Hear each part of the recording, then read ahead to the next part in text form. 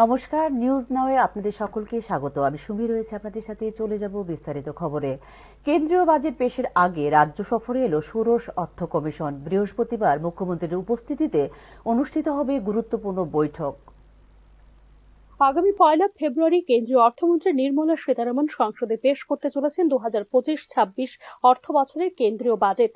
তার আগেই বুধবার রাজ্যে এলেন ষোড়শ অর্থ কমিশন। কমিশনের চেয়ারম্যান ডক্টর অরবিন্দ পানাগারিয়ার নেতৃত্বে এই প্রতিনিধি দলে রয়েছেন অজয় নারায়ণ ঝা, এনি জর্জ মেথিউ, মনোজ পান্ডা, সৌম্যকান্তি ঘোষ এবং ঋত্বিক রঞ্জন পান্ডে।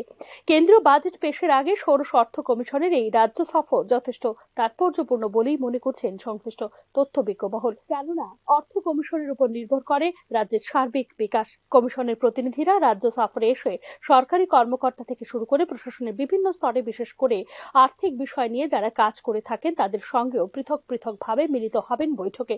নিয়ম অনুযায়ী কেন্দ্রীয় অর্থ কমিশন যখনই কোনো রাজ্য সফর করে তখন রাজ্য সরকারের পক্ষ থেকে পরবর্তী 5 বছরের একটা সম্ভাব্য ব্যয়ের প্রস্তাব তুলে ধরা হয় কমিশনের কাছে।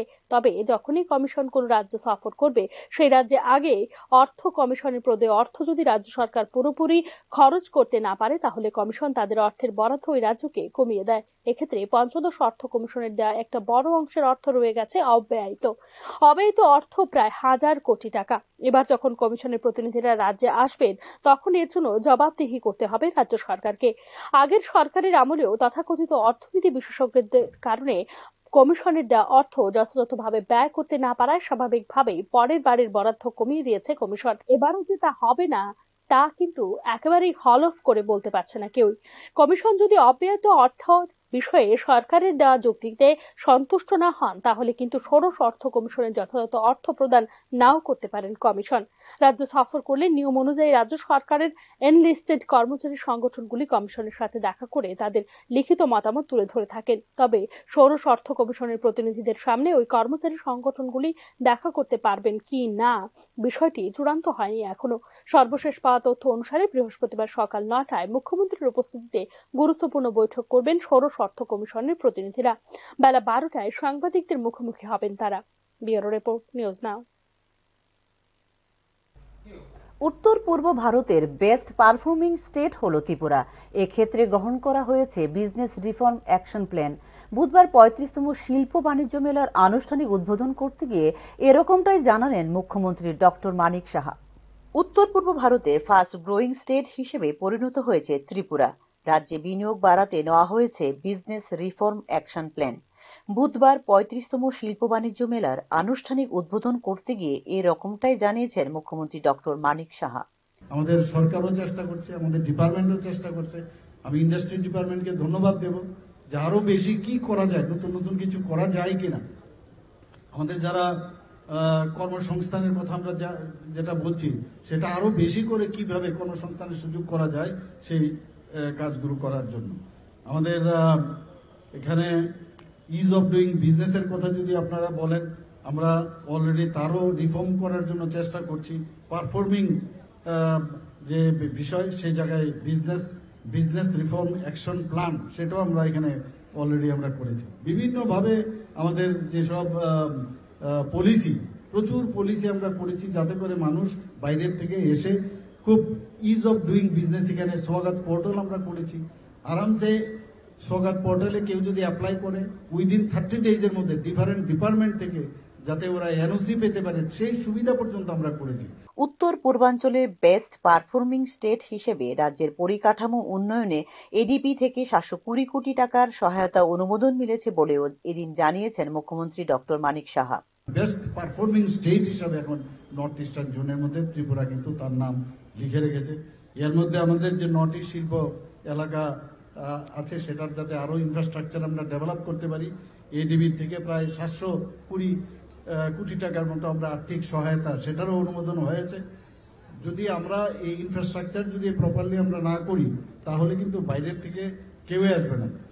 ত্রিপুরা রাবার কনক্লেভ 2024 সেটা আপনারা জানেন, আমরা সেটা করেছি। টি অকশন সেন্টার আমরা এখানে করেছি। Upgradation of 19 industrial training institute with tata technologies এদের সাথে আমরা মৌ করেছি। আমাদের যে 19টা যে আইআইটি আছে আমাদের এখানে সেগুলোর মধ্যে কিন্তু আগের পুরনো স্ট্রাকচার ছিল, এখন নতুন করে ওদের সাথে করাতে সেখান থেকে আমাদের ছেলে মেয়েরা যখন পাশ করবে প্রায় ওনারা আমাদের যে বললেন যে প্রায় 5,000-এর মতো স্টুডেন্ট সেখান থেকে বেরোবে এবং 100% তাদেরকে অ্যাবজর্ব করবে। শুধু ত্রিপুরাতে নয়, ইন্ডিয়াতেও নয়, ইভেন বিদেশেও ওনারা পাঠাবেন। উল্লেখ করা যেতে পারে, গত বছর শিল্প বাণিজ্য মেলায় বিক্রি হয়েছিল প্রায় 6 কোটি টাকার পণ্য। বিগত বছর 269 জন ব্যবসায়ী অংশ নিয়েছিল শিল্প বাণিজ্য মেলায়। এবছর 515 জন ব্যবসায়ীকে মেলায় অংশ নেওয়ায় দেওয়া হয়েছে সুযোগ। মেলায় সার্ভিস সেক্টর, বিশেষ করে তথ্য ও প্রযুক্তি, পর্যটন, আতিথেয়তা, লজিস্টিক ইত্যাদি ক্ষেত্রগুলির উপর বিশেষ গুরুত্ব দেওয়া হয়েছে। পাশাপাশি রাজ্যের রাবার, বেম্বু ক্ষেত্রগুলিকেও তুলে ধরা হয় মেলায়। রয়েছে শিল্প, পোশাক, গহনা, আসবাবপত্র, বৈদ্যুতিক সরঞ্জাম, অটোমোবাইল, কৃষি ও উদ্যান সংক্রান্ত স্টল। হাঁপানিয়া আন্তর্জাতিক মেলা প্রাঙ্গণে শুরু হওয়া 15 দিনব্যাপী এই মেলা চলবে 12 ফেব্রুয়ারি পর্যন্ত। Bureau report, news now. মৌনী অমাবস্যায় লণ্ডভণ্ড অবস্থা হল মহাকুম্ভে। বিপুল সংখ্যক ভক্তের সমাগমে সৃষ্টি হয় চরম বিশৃঙ্খলা। ঘটনায় মৃত্যু হয়েছে অন্তত 40 জনের। প্রেক্ষিতে স্থগিত রাখা হল অমৃত স্নান। উৎসব মুখর মহাকুম্ভে পদপৃষ্ঠ বহু মানুষ। পদপৃষ্ঠ হয়ে মৃত্যু হয়েছে কমপক্ষে 15 জনের। আহতদের সংখ্যা ছাড়িয়েছে শতাধিক। সব মিলিয়ে এখন হাহাকার উত্তরপ্রদেশের প্রয়াগরাজে। বহু মানুষ নিকট আত্মীয়দের খুঁজে পাচ্ছে না। এমন পরিস্থিতিতে মহাকুম্ভে নামানো হলো পুলিশ বাহিনী, আধা সামরিক বাহিনী, এনএসজি এবং আরএএফ। পরিস্থিতি বিবেচনা করে আপাতত বন্ধ রাখা হয়েছে অমৃত স্নান। ঘাটে নামতে বারণ করা হয়েছে পুণ্যার্থীদের। ওয়াচ টাওয়ার থেকে চলছে নজরদারি। নামানো হয়েছে হেলিকপ্টারও। ভিড় সামলাতে বাতিল করা হয়েছে কুম্ভ স্পেশাল ট্রেন। মৌনী অমাবস্যা উপলক্ষে বুধবার মহাকুম্ভে অমৃত স্নান ছিল। সেই উপলক্ষে ভোর রাত থেকেই উপচে পড়ে ভিড়, আর তাতেই বাধে বিপত্তি। ধাক্কাধাক্কি, ঠেলাঠেলিতে পদপৃষ্ঠ হন বহু মানুষ। পরিবার, আত্মীয় স্বজন যারা একজোটে পুণ্য স্নান করতে গিয়েছিলেন, পরস্পরের থেকে বিচ্ছিন্ন হয়ে গিয়েছেন তারা।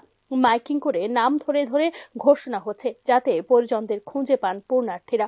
প্রিয়জনের খুঁজে হাসপাতালের মর্গের বাইরেও জমা হচ্ছেন মানুষ। 2,78,00,000 মানুষ ইতিমধ্যেই অমৃত স্নান করে ফেলেছেন। 8 থেকে 10 লক্ষ মানুষের অমৃত স্নানে অংশ নেওয়ার জন্য সমবেত হন স্নান ঘাটে। প্রত্যক্ষদর্শীরা জানিয়েছেন, ভোর রাত 2:30 থেকেই অমৃত স্নানের জন্য ভিড় উপচে পড়ে সঙ্গম ঘাটে। তার মধ্যে আচমকাই শুরু হয়ে যায় ধাক্কাধাক্কি, ঠেলাঠেলি। প্রত্যক্ষদর্শীদের দাবি, ভিড়ের মধ্যে মাথায় মালপত্র নিয়েও ছিলেন অনেকে, কিন্তু কোন ঘাটে স্নান করবেন, স্নান করে কোথায় যাবেন কিছুই বুঝতে পারছিলেন না পুণ্যার্থীরা। তাঁদের পথ দেখানোর জন্যই কেউ ছিলেন না।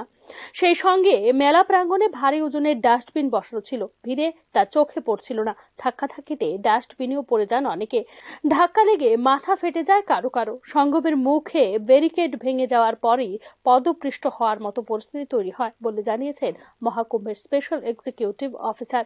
স্বরূপ রানী মেডিকেল কলেজে 15টি দেহ পৌঁছেছে। আহতদের সংখ্যা শতাধিক। রক্তাক্ত হয়েছেন অনেকেই। এমন পরিস্থিতিতে একাধিক আখড়ার তরফে অমৃত স্নান আপাতত বাতিল করা হয়েছে। পরিস্থিতির দিকে নজর রাখছেন উত্তরপ্রদেশের মুখ্যমন্ত্রী যোগী আদিত্যনাথ। তার সঙ্গে ফোনে যোগাযোগ রাখছেন প্রধানমন্ত্রী নরেন্দ্র মোদী, কেন্দ্রীয় স্বরাষ্ট্রমন্ত্রী অমিত শাহ, জেপি নাড্ডারা। পুণ্যার্থীদের উদ্দেশ্যে যোগীর আবেদন, সঙ্গম ঘাটে ভিড় না করাই শ্রেয়। আরো ঘাট রয়েছে যেখানে যেতে পারেন পুণ্যার্থীরা। গুজবে কান দিতেও নিষেধ করেছেন তিনি। তবে কুম্ভ মেলা চত্বরে ধরা পড়ছে হাহাকার। প্রশ্ন উঠতে শুরু করেছে গোটা ঘটনার ব্যবস্থাপনা নিয়েও। সঙ্গম ঘাটে যাওয়ার রাস্তা খালি করতে শুরু করেছে পুলিশ। আহতদের উদ্ধার করে হাসপাতালে নিয়ে যেতে গ্রিন করিডোর তৈরি করেছে প্রশাসন। চিকিৎসকদের একটি টিমও পৌঁছেছে মেলা প্রাঙ্গণে। প্রয়াগরাজের সমস্ত হাসপাতালে জারি করা হয়েছে হাই অ্যালার্ট। ছুটিতে থাকা চিকিৎসকদেরও ডেকে পাঠানো হয়েছে হাসপাতালে। সর্বশেষ পাওয়া তথ্য অনুসারে বাড়তে পারে মৃতের সংখ্যা। ব্যুরো রিপোর্ট, নিউজ নাও।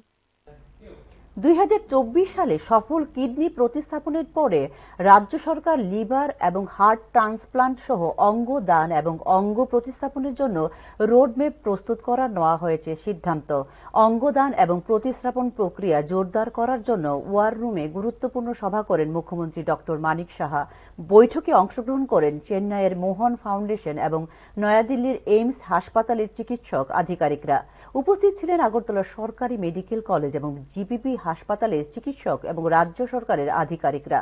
এই বৈঠকে ইমিউনোলজি ল্যাবের জন্য এজিএমসি এবং জিবিপি হাসপাতালে সক্ষমতা বৃদ্ধি টাস্ক ফোর্স এবং বাস্তবায়ন গ্রুপ গঠনের নেওয়া হয়েছে সিদ্ধান্ত।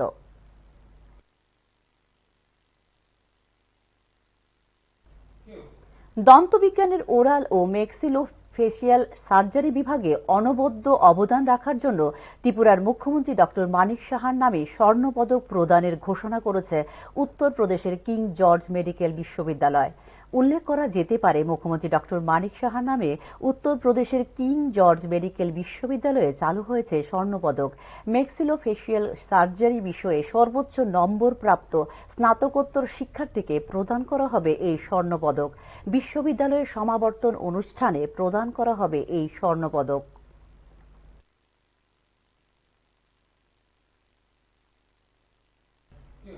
ভারতের বাজেট বহির্ভূত ঋণ নিয়ে উদ্বেগ প্রকাশ করল ইন্টারন্যাশনাল মনিটর ফান্ড বা IMF। ভারতের বাজেট বহির্ভূত ঋণ ইতিমধ্যেই বড় চ্যালেঞ্জ হয়ে উঠেছে, যার দিকে দ্রুত নজর দিয়ে প্রয়োজনীয় ব্যবস্থা নেওয়ার কথা বলেছে IMF।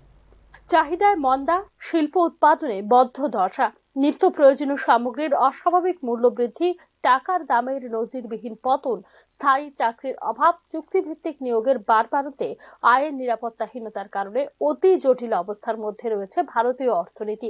এবার তার সঙ্গে যুক্ত হয়েছে বাজেট বহির্ভূত ঋণ।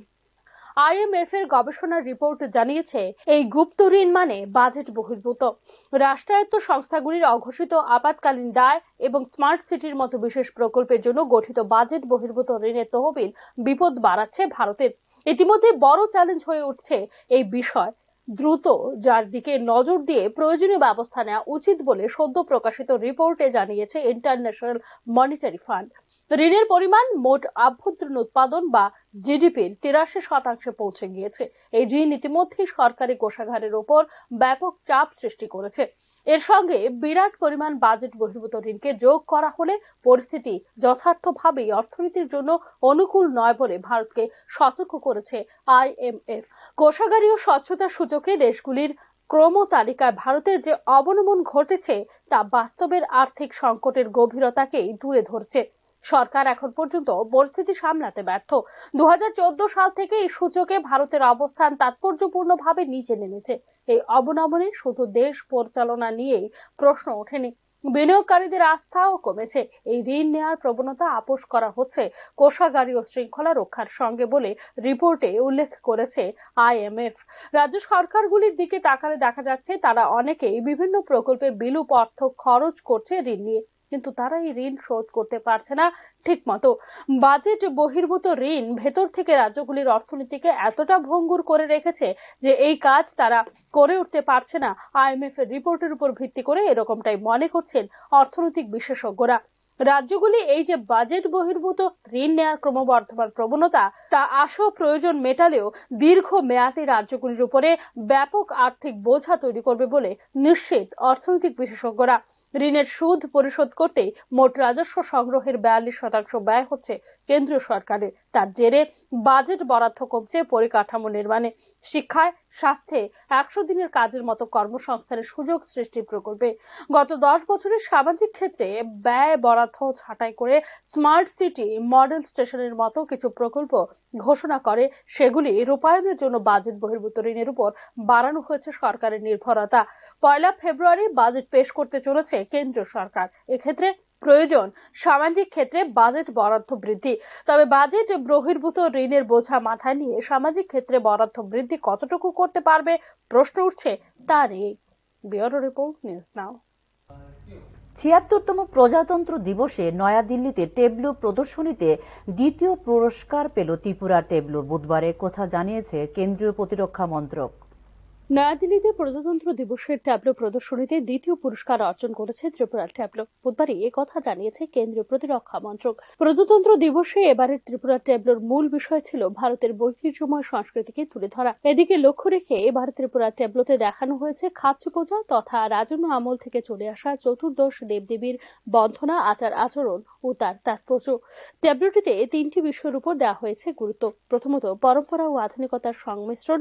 ট্যাবলো উপস্থাপনায় বাঁশ ভিত্তিক কারুশিল্প, আধুনিক প্রযুক্তির ব্যবহার, পারম্পরিক পোশাকে মডেল ও বাঁশের ফ্রেম ছিল, যা হচ্ছে প্রগতির প্রতীক। দ্বিতীয়ত, বাঁশ ও বেতের কারুকার্যের মাধ্যমে চতুর্দশ দেবতাদের উপস্থাপন করা হয় ট্যাবলোতে। তৃতীয়ত, ট্যাবলোতে ছিল হাবুমা বা ভূমিমার পূজা ও সংশ্লিষ্ট সাংস্কৃতিক বিষয়গুলি। তাছাড়া পরম্পরাগত বাঁশ ও ফুলের কারুকার্য ও আধুনিক শিল্পকলার নিদর্শন তুলে ধরা হয় ট্যাবলোটিতে। ট্যাবলোতে দেখানো হয়েছে পরম্পরাগত পোশাকে পূজার জন্য সম্পাদন করেছেন পুরোহিত। ট্যাবলোতে তুলে ধরা হয় ত্রিপুরার প্রাচীন আধ্যাত্মিক ভাবধারা।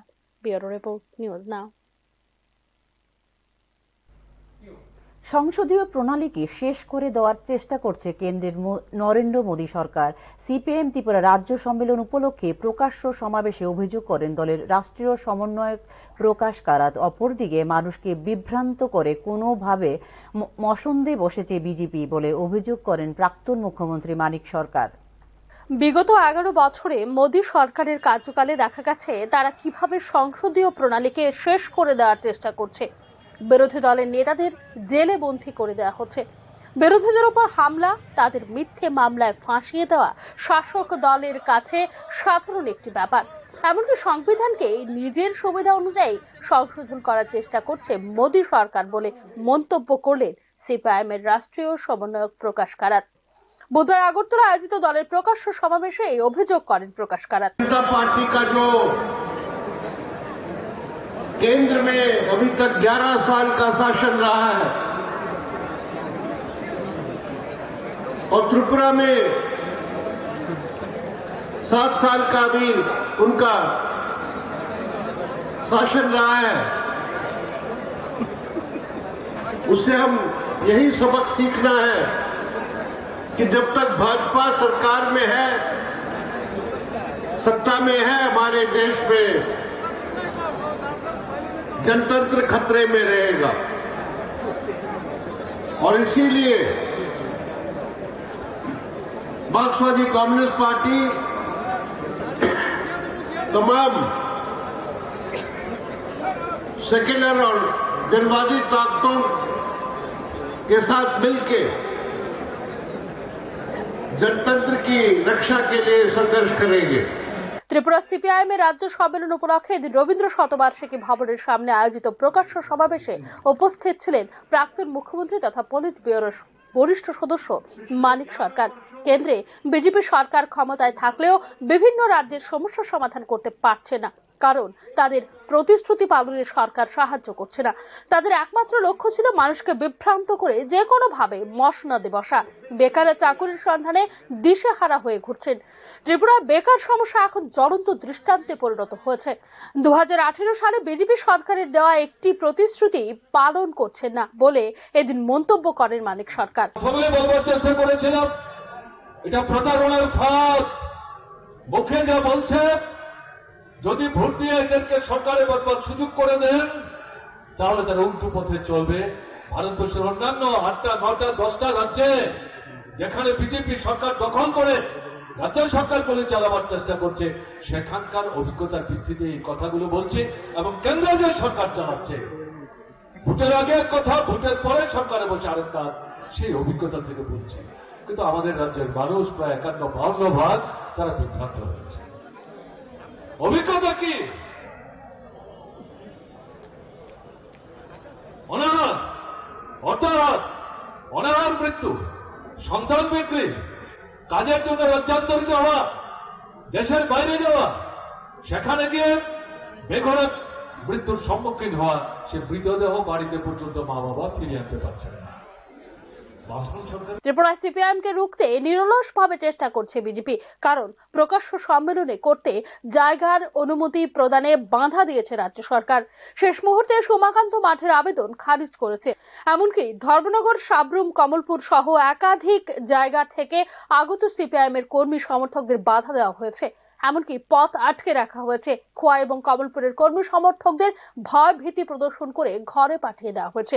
সিপিআইএম কে এত ভয় পাচ্ছেন কেন বলে এদিন প্রশ্ন করেন সমাবেশের অপর বক্তা সিপিএম রাজ্য সম্পাদক জিতেন্দ্র চৌধুরী। কিন্তু বন্ধুরা,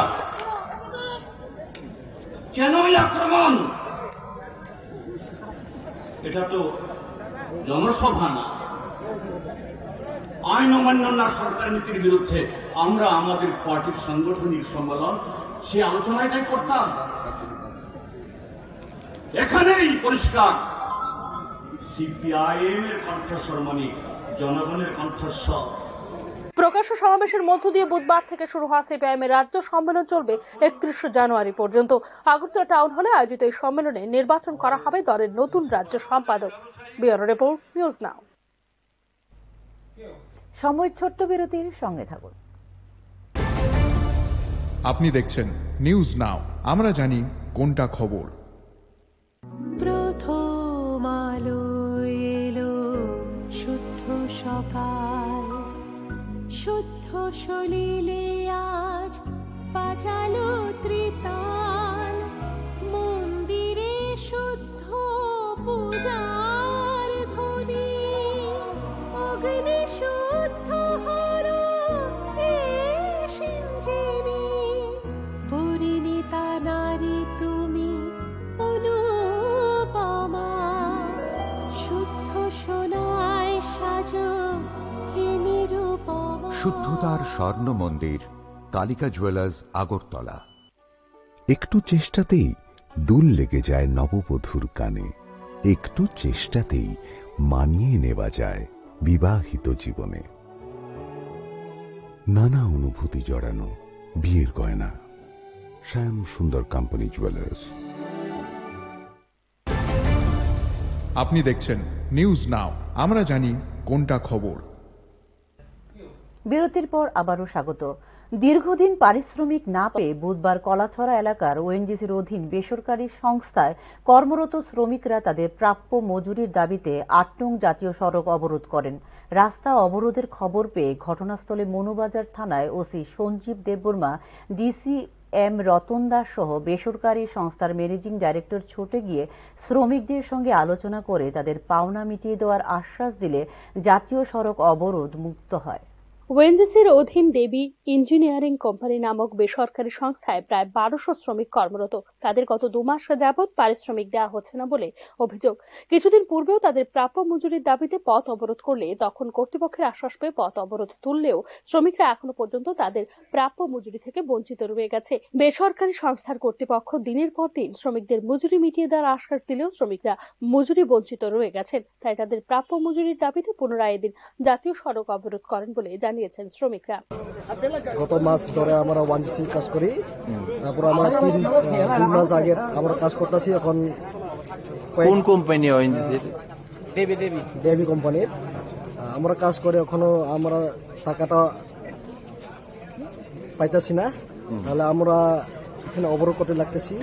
তারপর আমরা সব তো আমরা দিন মজুরি কাজ করে খাই, তারপর আমরা যে দিন মজুরি তখন এত কাজ করে আপনার কোম্পানিরা সব বাগের গেছে। আমি যে আমার ব্যক্তিগত আমি ইন্টারভিউ দিতে চাইছি। আমি এজ এ ডিগ্রি করে আমি এই কাজটা করতেছি। এখন আমার ডিগ্রিটা কি মূল্য? আমি এজ এ বিএড MA করে এখন আমার সব কমপ্লিট হইতেছে, এখন আমি এই কাজটা করতে লাগতেছি। এই কাজটা সরকার কেন বুঝতে চাইছে? করতে গিয়েও পয়সা পাইতেছেন না, পয়সা পাইতেছে না। তারা ডেটটা দিয়েছে আগামী সপ্তাহ পেয়ে যাবে, এই কথাটা বলে সব কথাটা দিয়েছে। তারিখ দিয়েছে, এই কথাটা তারা কথা মতো কথা রাখেনি।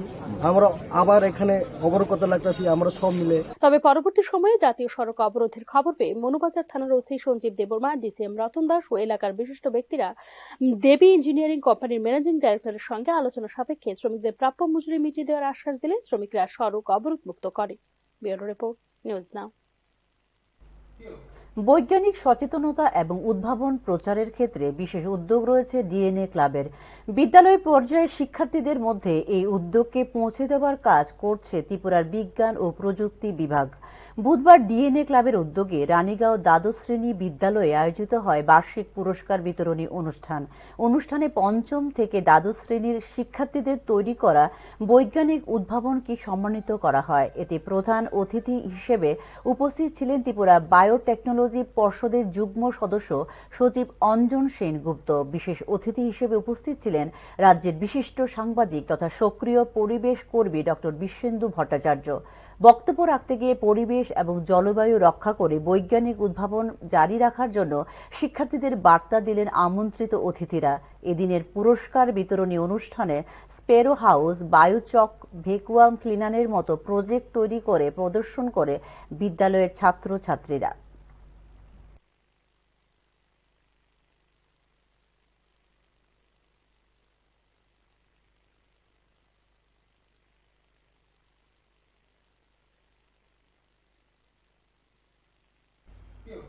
বৃহস্পতিবার থেকে সোলাপুরের ইন্দিরা গান্ধী স্টেডিয়ামে অনুষ্ঠিত হবে ত্রিপুরা মহারাষ্ট্রের 4 দিনের রঞ্জি ম্যাচ।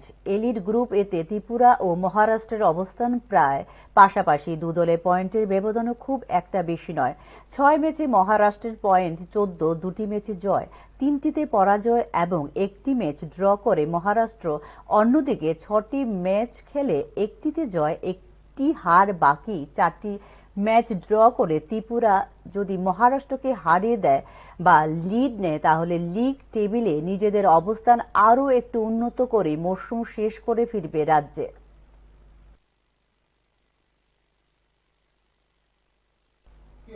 এখনকার মতো সংবাদ এই পর্যন্তই। নমস্কার।